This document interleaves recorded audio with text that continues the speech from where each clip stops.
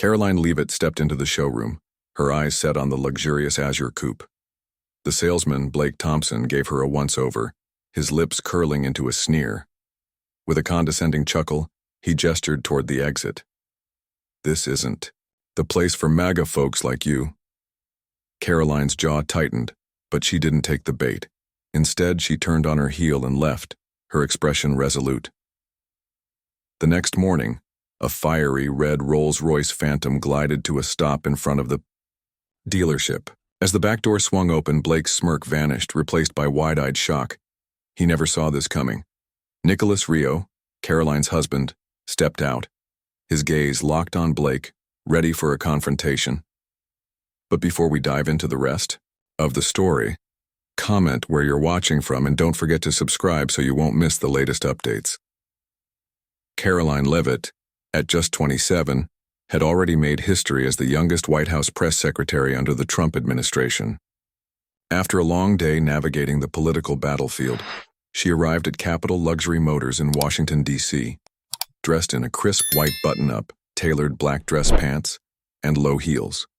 Professional, polished, but effortless.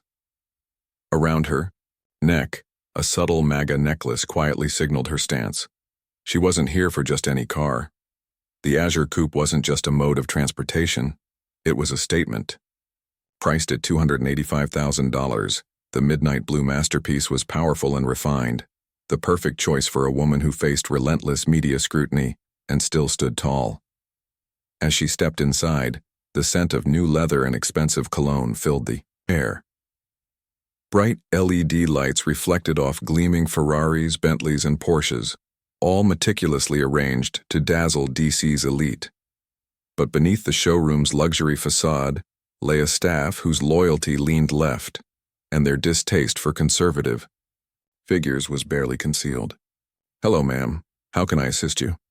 A young salesman, Daniel, no older than 25, approached hesitantly, his suit slightly too big. "I'd like to see the Azure Coupe," Karoline said, her voice firm. Daniel started his pitch. "It's got a V8 engine, hand-stitched leather interior, perfect for..." Before he could finish, a deeper voice cut in. "I'll take it from here, Daniel." Blake Thompson strode forward. Around 40, tall and broad, he carried himself with the confidence of someone who thrived on power trips. His slicked-back hair gleamed under the showroom lights, and his expensive gray suit was perfectly tailored. His eyes scanned Karoline not with curiosity but with judgment. "Hello," he said, his tone oozing fake politeness. "I'm Blake Thompson, the manager. What are you looking for?" Karoline didn't waver. "I want to see the Azure Coupe." Blake smirked, stepping between her and the car. "Are you sure? This is a limited edition. Not just anyone can buy it." Her expression remained steady. "I know exactly what it is. I'd like to see the interior." Blake crossed his arms, feigning deep thought. Then suddenly his eyes flickered with recognition. "Wait a second, I know you," he said, tilting his head. Then with exaggerated emphasis he added, "You're Karoline Leavitt, Trump's press secretary." The way he spat out Trump made his contempt clear. His voice carried across the showroom, drawing the attention of nearby customers. Karoline didn't flinch. "That's right, I need this car for work." Blake let out a sharp laugh. "Work? You mean running to press briefings to defend outdated policies? I thought you were just good at spinning tariffs and border walls. Didn't peg you as someone who dreams of luxury cars." He turned to Daniel with a smirk. "Hear that? MAGA likes to play fancy too." Daniel shifted uncomfortably but stayed silent. Karoline remained poised. "I'm not dreaming. I want to buy it today. Can you show me the car?" Blake's smirk didn't waver, but his amusement dimmed. He leaned in slightly, lowering his voice. "Listen, Miss Leavitt, I don't know where you get your money. Probably MAGA donations, right? But this is Capital Luxury Motors. We serve clients with taste, with social awareness, not showy conservatives." "Social awareness?" Karoline repeated, her tone sharpening. "You mean refusing customers based on their politics?" Blake shrugged, feigning indifference. "Let's just say this car doesn't really fit your image." His smirk widened. "What are you gonna do? Use it to polish Trump's brand?" Karoline's, fists clenched at her sides, but her expression remained as composed as ever. She had a different way of handling people like Blake. And by the next morning, he'd learn exactly what that was. Karoline Leavitt met Blake's glare head-on, her voice unwavering. You don't need to care what I use it for. I'm a customer. I have money, and I want to see the car. That's it. Blake stepped back, eyebrows raised, as if she'd said something absurd. Money? He scoffed, eyeing her up and down. You're serious? Walking in here with that outfit and that cheap MAGA necklace, acting like you belong? Who do you think you are to demand an azure coupe? A ripple of whispers spread through the showroom. A couple near the Ferrari turned to look. Two other salespeople murmured, one chuckling under his breath. Daniel, the young employee, stood still, eyes locked on the floor, clearly wishing to disappear. Blake crossed his arms, his smirk deepening. Look, Miss Leavitt, I don't have time for MAGA stunts. If you want a car, book an appointment like a normal person. Otherwise, I suggest you try somewhere else. Tesla, maybe. Better for the environment. Karoline didn't blink. She met his gaze, her tone steady but sharp. I don't need your suggestions. I want this car. Blake let out a dry laugh, the sound sharp as a slap. Don't you get it? This is my turf, and I say no. The tension in the room thickened. The midnight blue azure coupe still gleamed under the showroom lights, but the air around it felt heavier now. Karoline stood firm, unshaken. Your turf? She echoed, her voice cool but edged with steel. I thought this was a dealership, not a political club. I have the money. I want to buy the azure coupe. What's your reason for refusing me? Blake's smirk twisted into something colder. Reason? He let out a humorless chuckle. You're seriously asking that? Look at you, that cheap MAGA necklace, that attitude like you own the world. You're Trump's people, and we don't welcome your kind here. Murmurs rippled through the growing crowd. Near the Bentley, a middle-aged man turned to his wife. Who is she? He asked in hushed tones. Trump's press secretary. She whispered back. I've seen her on TV. A salesperson with dyed blonde hair giggled, nudging a colleague. Blake's teaching her a lesson. Daniel, still clutching a brochure, flushed with embarrassment but remained silent. Karoline took a slow breath, her voice hardening. Dirty money?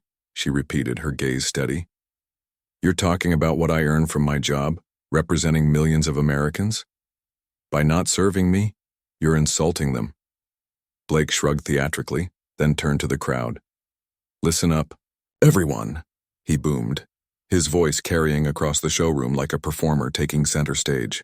Miss Leavitt here wants to use MAGA money to buy our cars.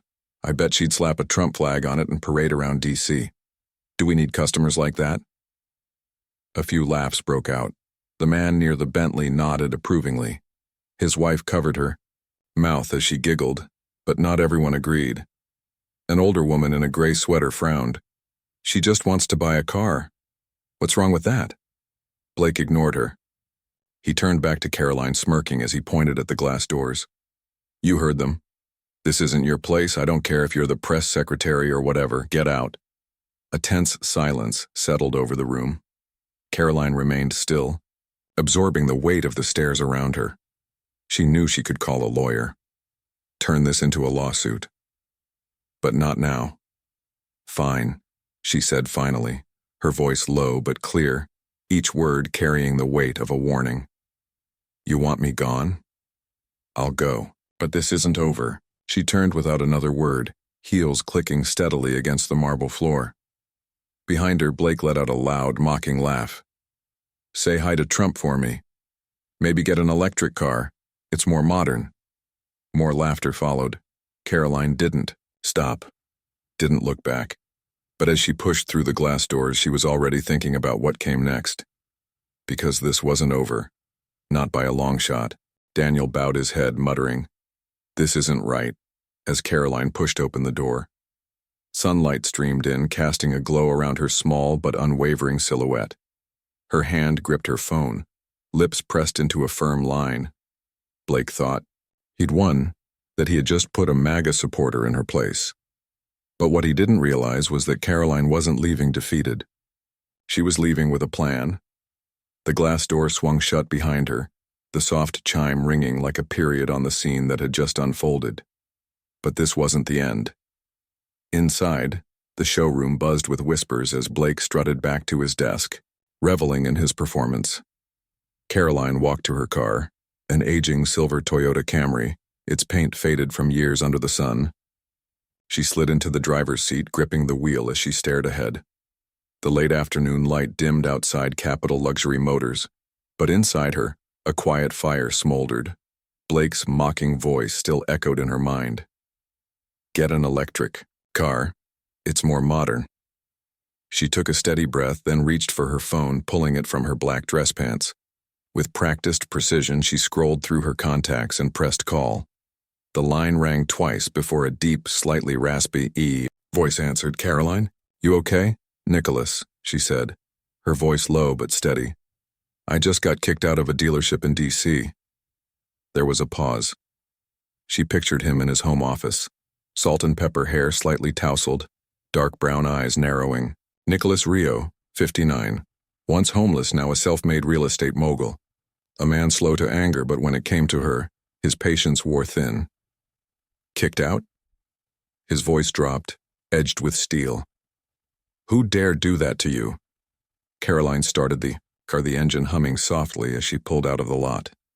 The manager, Blake Thompson, he recognized me as Trump's press secretary, refused to sell me a car because I'm MAGA, called my money dirty, said I didn't belong there. Nicholas exhaled sharply through the phone, the sound like a gust of wind. Say that again? She repeated Blake's words, the jabs about Trump, the smirk, the final challenge. Get out or I'll call security. A red light stopped her at the intersection, fingers tapping lightly against the wheel. I pushed back, she continued. Told him my money's as good as anyone's, but he didn't care. He hid behind private business rights and threw me out. Mocked the president, too. Bastard, Nicholas muttered. His voice was calm, but she could hear it. The shift. The storm building. Then came the telltale creak of his leather chair. He was standing now, pacing. A faint smile tugged at Karoline's lips. She knew her husband too well. Nicholas wasn't just a man who had clawed his way from nothing to success. He was a protector. When they had married, just months before their son, Nicholas Nico Robert, was born, he had sworn that no one would disrespect his family. Who does he think he is? Nicholas said, his voice rising. Insulting you like that? You're the White House press secretary. You represent the President of the United States, and he calls your money dirty? Karoline merged onto the highway, city lights flickering in the distance. He doesn't care, Nicholas. To him, I'm everything he hates, Trump, MAGA, all of it. He wanted to humiliate me, to prove he's superior. Nicholas went quiet. Then, after a beat, he asked, What do you want me to do? Karoline pursed her lips. She had options. Turn this into a lawsuit. Feed it to conservative media. Let it go. But she wasn't the type to let things go. I don't want revenge, she said slowly. But I want him to see his mistake. He thinks I'm weak because I'm a young woman, a Trump supporter. I want him to realize his liberalism doesn't give him the right to trample people. Nicholas let out a low, knowing chuckle. All right, he said. I know what to do. Karoline frowned. What do you mean?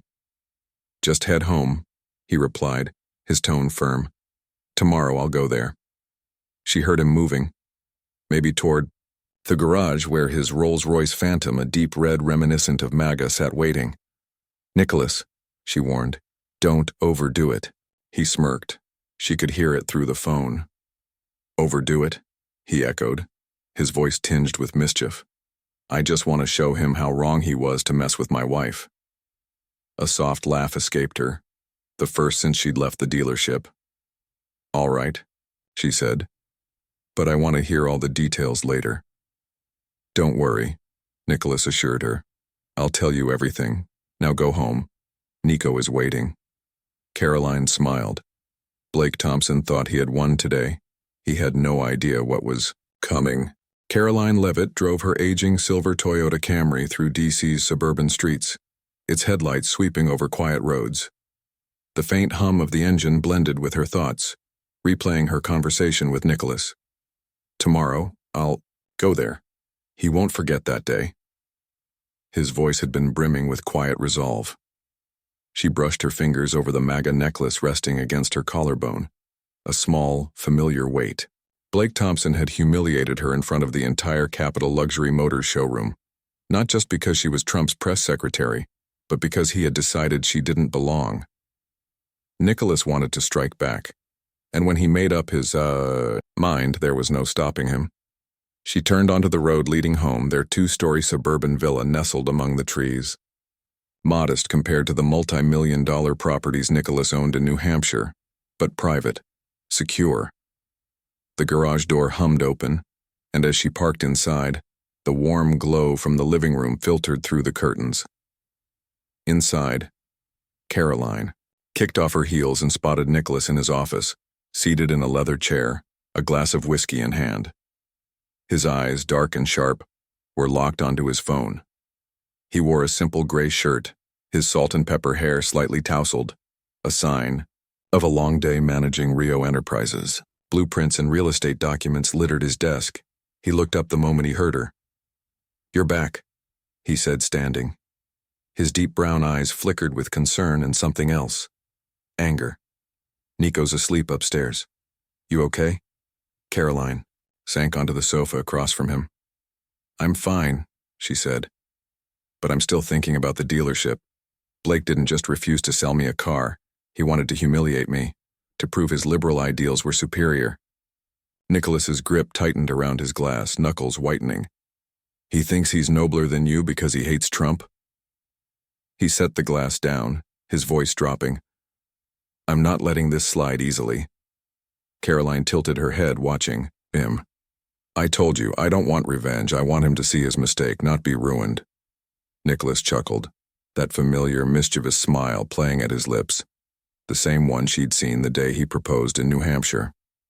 "I'm not buying the dealership just to fire him," he teased, "though I could, but I'll make sure he remembers tomorrow." He gestured for her to follow. "Come here. I'll show you what I'm using." Curious, Karoline trailed him through the dim hallway toward the garage. With a flick of a switch, bright overhead, lights illuminated the space, revealing the Rolls-Royce Phantom, a $1.5 million beast, its deep red paint reminiscent of the MAGA flag. The bespoke beige leather interior gleamed, the chrome wheels catching the light. Nicholas patted the hood, pride evident in his voice. "Had it custom-made last year after Nico was born. Tomorrow I'm driving this to Capital Luxury Motors. Let Blake see exactly what he rejected." Karoline eyed the car, then her husband, a flicker of concern in her gaze. "Nicholas, what are you planning? Don't turn this into a flex." He shook his head, stepping closer, resting a hand on her shoulder. "Not a flex," he assured her. "I'll go there. Buy the Azure coupe you wanted and let him know he was wrong to disrespect you. He thinks you don't belong in his world. I'll show him we're beyond his little bubble." Karoline pressed her lips together, considering. "But if you just buy the car, he'll think he won. That our money doesn't change his mindset." Nicholas smirked, a spark of something wicked lighting his eyes. "Not just the car. I'll invite him to the MAGA event next month, the veterans fundraiser you're hosting. He'll have to face the people he despises, see their real worth. That's how I'll teach him." Karoline let out a soft laugh, feeling lighter for the first time that day. "You're smarter than I give you credit for." Nicholas grinned. "I have to be, to keep up with you." He pulled her into his arms, his voice dropping to a murmur. "He messed with the wrong person, Karoline. I had nothing once, slept on park benches, but I learned a person's worth isn't in their looks or their politics. He needs to learn that too." She leaned into him for a moment, then asked, "You sure about this?" "Absolutely." He stepped toward the Rolls, opening the door. "Tomorrow, 10 a.m. I'll be there. You don't need to come, let me handle it, but you'll love hearing how it goes." Karoline glanced at the car, then back at him. Under the garage lights, the phantom gleamed like a declaration. "All right," she said. "I want the full details." Nicholas's smile widened. The next morning, bright morning sunlight poured over Washington, D.C., glinting off the glass walls of Capital Luxury Motors. A deep, powerful rumble echoed as the red Rolls-Royce Phantom, a $1.5 million masterpiece, rolled slowly toward the dealership entrance. A small crowd gathered near the door, some raising their phones to record. Whispers rippled through the onlookers. Blake Thompson stood beside a Bentley Continental, adjusting his gray tie while chatting with a wealthy client. He was still smug from yesterday, convinced he had taught the MAGA crowd a lesson. Then, the deep growl of an engine made him pause. The Rolls-Royce Phantom door swung open and Nicholas Riccio stepped out. At 59, he was tall and imposing, his dark gray suit impeccably fitted. His salt and pepper hair was neatly combed, his sharp gaze that of a man who had built a real estate empire from nothing. The fiery red car behind him wasn't just transportation, it was a statement echoing the MAGA flag he and Karoline cherished. Nicholas shut the door and strode through the dealership's glass entrance. A soft chime rang, but the sudden hush inside the showroom drowned it out. Blake turned, his smile freezing.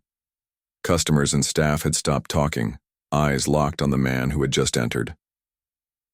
By the reception desk, a young employee whispered to a colleague, "Who is that?" His gaze flicked toward the Rolls-Royce. "That car is no joke." Blake swallowed and stepped forward, forcing a confident posture. "Hello, sir. I'm Blake Thompson, sales manager. What can I do for you?" Today, his voice was smooth, but his eyes flickered with unease as they darted toward the Phantom outside. Nicholas stopped, sizing him up from head to toe, his expression unreadable. Then, in a voice that carried through the showroom, he said, "I'm Nicholas Riccio, Karoline Leavitt's husband. Yesterday, you refused to sell her a car because she supports Trump. I'm here to talk about that." Blake blinked. His mouth opened, then shut, as if his brain had momentarily short-circuited. A murmur spread through the showroom. Near the Bentley, a man muttered, "The press secretary's husband?" His wife nodded. "Probably a real tycoon." Blake regained, his composure forcing a strained smile. "Mr. Riccio, I think there's been a misunderstanding. We didn't refuse anyone. It was just—" Nicholas cut him off, his voice like a blade. "Don't lie. You called her money dirty, said she didn't belong, and humiliated her in front of everyone." He gestured toward the midnight blue Azure coupe on display. "I'm here to buy the car she wanted." Blake swallowed hard, his fingers tightening around his tie. "The Azure coupe? Yes, of course." He hesitated, realizing he sounded too eager. "But I have to ask, are you serious about buying it today? It's a limited edition, not just anyone." Nicholas took a step closer, towering over him. "I'm not asking your opinion. I said I want the car. My wife needs it for work. Press, briefings, White House events. You refused her because you hate Trump, but you don't know who she is. Or who I am." A door swung open at the back of the showroom, and a silver-haired man in a navy suit emerged. Richard Mason, the dealership's CEO, owner. He had clearly been drawn by the commotion. "Hello, I'm Richard Mason," he said, his voice measured.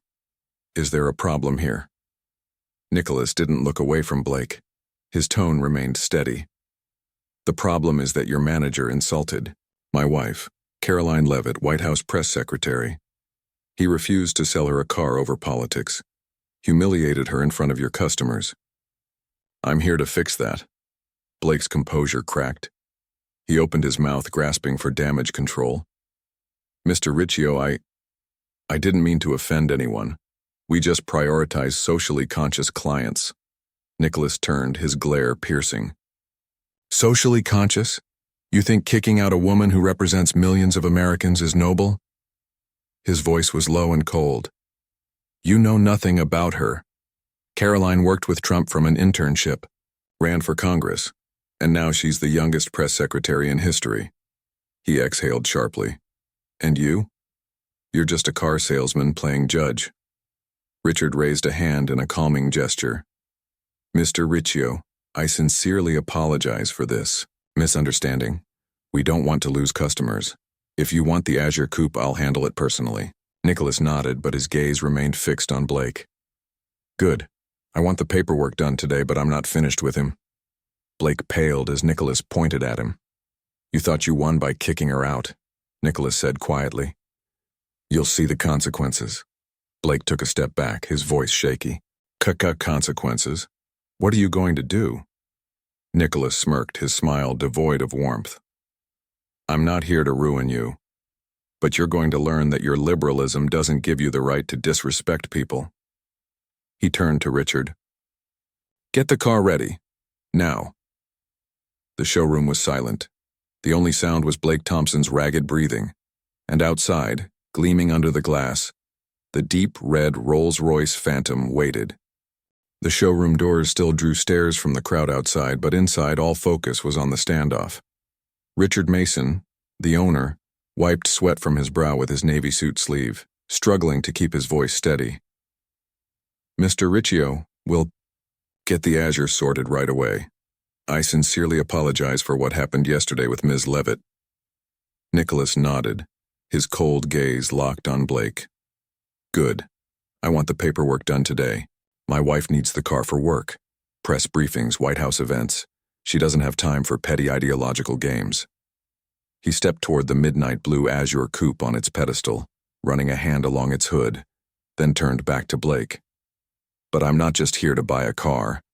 You insulted her, and I'm not letting that slide. Richard quickly raised a hand. Mr. Riccio, I assure you this won't happen again. Blake was just... Nicholas cut him off, his voice sharp. Don't defend him. He called her money, dirty, kicked her out like a common troublemaker. His eyes darkened. I had nothing once, slept on park benches, but I never judged people for their beliefs. He did. Blake took a step back, his eyes darting between Nicholas and Richard, but his pride still clung to him. I have the right to choose my customers, don't I? Nicholas let out a dry, humorless chuckle, the sound bouncing off the high ceilings. Your right ends when you use it to humiliate others. You think you're better than her because you're progressive? He scoffed. You know nothing about her. From a Trump intern to a congressional candidate, now the youngest press secretary in history. And you? A car salesman who thinks he gets to decide who's worthy. The showroom was dead silent. By the reception desk, Daniel, the young employee, leaned toward a colleague. He's right, he whispered, eyes wide. Blake flushed, his voice trembling. You don't get it. We don't want MAGA ties here. Nicholas cut him off, his piercing stare unwavering. Don't want? Then why? Are you still here when I roll up in a Rolls-Royce? You think I'm not socially conscious enough to buy your cars? He gestured toward the red Phantom gleaming in the sunlight outside. I built Riccio Enterprises from scratch, own property across New England. My wife and I don't need to prove anything to you, but you'll learn a lesson today. Richard stepped forward, his voice urgent. Mr. Riccio, I apologize on Blake's behalf. We'll sell you the Azure at the best price, no extra fees. Nicholas raised a hand, silencing him. I'll buy it, but not to make him happy. I'm buying it because Karoline needs it. His gaze never wavered. Where's the paperwork? Richard nodded quickly, signaling to Daniel. Get the papers. Daniel rushed off while Blake stood frozen, his hands clenched, unsure what to do. Nicholas turned back to him, his voice low but firm. I could buy this dealership and fire you today, but I won't. He stepped closer. Instead, you'll attend the Veterans Fundraiser Gala Karoline is hosting next month. You'll volunteer. You'll meet the people you despise, see their worth. That's how you'll learn respect again. Blake blinked, stammering. Volunteer? I don't. You will. Nicholas's voice left no room for argument. Or, I'll make sure no customer wants to deal with you again. Your choice. Blake fell silent, his face pale, his eyes dropping to the floor. Richard quickly interjected. Blake will do it, I guarantee it. He turned. Daniel, where's the paperwork? Daniel ran up, handing a stack of documents to Nicholas, who reviewed them, then nodded. Good. I want the car delivered to Karoline within 24 hours. He signed swiftly, handed the papers back, then gave Blake one last look. You thought you won by kicking her out. You were wrong. He turned to Richard. All done? Richard nodded. Yes, sir. The car will be delivered on time. Nicholas nodded once, then strode toward the glass doors, his shoes clicking steadily on the marble floor. Blake stood there, hands trembling, watching Nicholas disappear into the sunlight, where the deep red Rolls-Royce Phantom waited. Around him, customers whispered. Some nodded in approval. Others shook their heads at Blake. In mere minutes, his smug pride had crumbled. A month later, the Grand Hyatt Hotel in Washington, D.C., glowed under dazzling chandeliers. The Veterans Fundraiser Gala was in full swing, hosted by Karoline Leavitt. The Grand Hall was adorned with American flags, MAGA banners, and hundreds of guests, veterans, their families, and conservative donors, mingled amid lively chatter.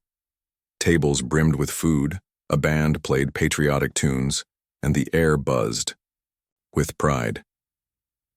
Karoline, in an elegant navy dress, stood near the stage, microphone in hand, chatting with a group of former servicemen. Her subtle MAGA necklace glinted under the lights, her eyes shining as she thanked them for their service. Near the entrance, Blake Thompson hesitated. He was no longer in his pricey gray suit.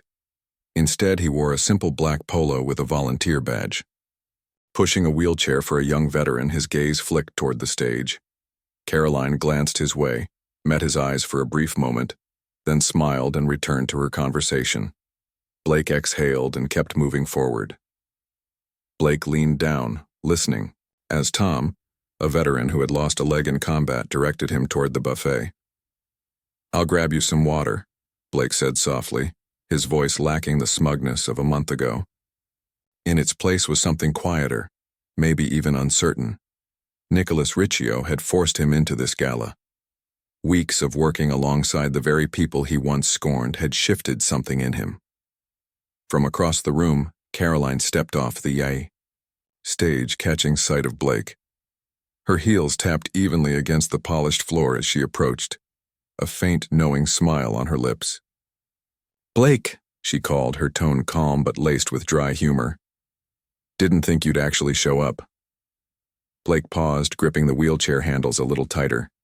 His face flushed briefly. Leavitt, he greeted, his voice low.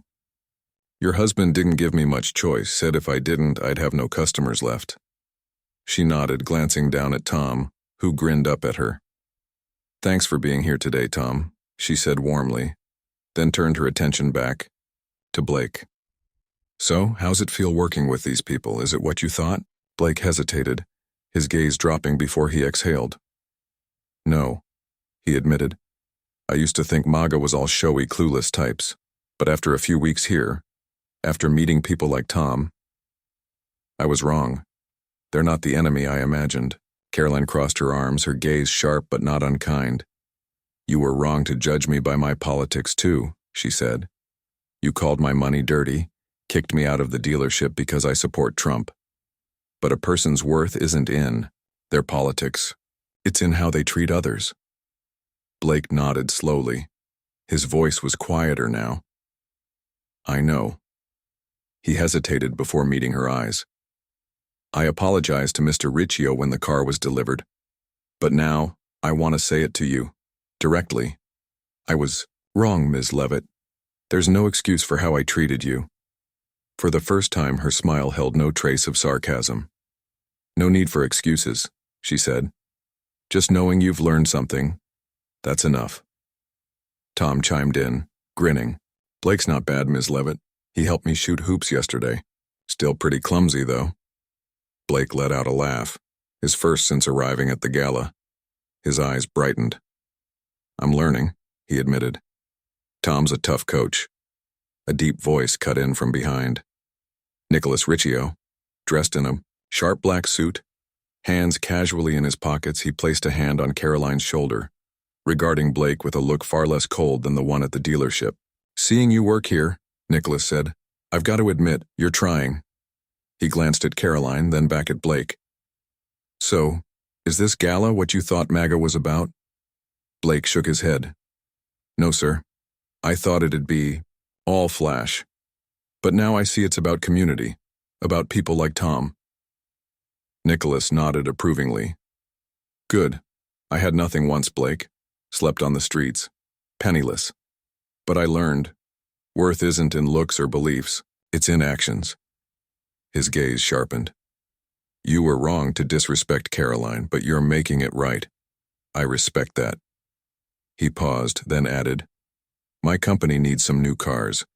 If you keep changing, I'll let you handle that deal. Blake blinked, stunned. You serious, Mr. Riccio? Nicholas smirked.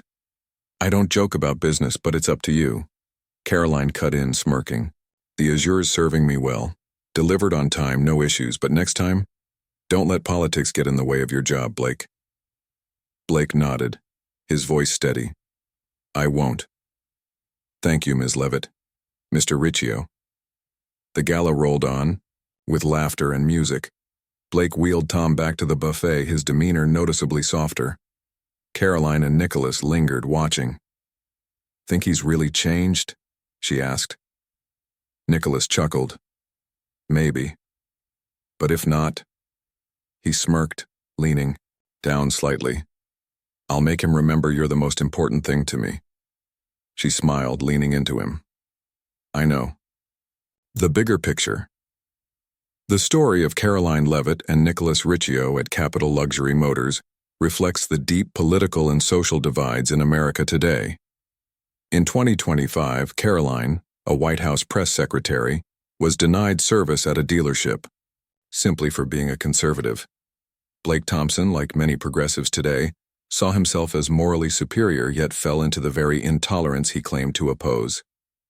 This echoes real-world incidents, where private businesses refuse service over political beliefs, sparking debates on free speech, discrimination, and property rights. But this isn't just a story about politics. It's about learning,